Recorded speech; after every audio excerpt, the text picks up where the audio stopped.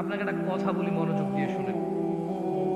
আল্লাহ সূরা আল ইমরানের 19 নম্বর আয়াতে বলেছে যে আল্লাহর কাছে একমাত্র মনোনীত দিন হচ্ছে কি কি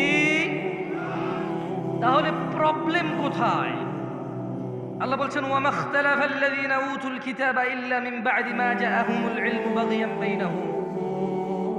আর যাদেরকে কিতাব দেওয়া হয়েছিল তারা শুধু নিজেদের বিদ্বেষবশত তাদের কাছে জ্ঞান আসার পরও তারা মতনৈক্য ঘটিয়েছিল।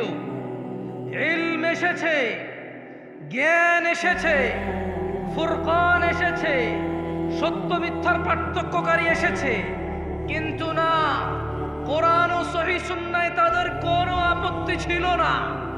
কিন্তু তারা নিজেদের একে অপরের বিদ্বেষে বসে তারা জ্ঞান আসার পরে মতনৈক্য করেছিল।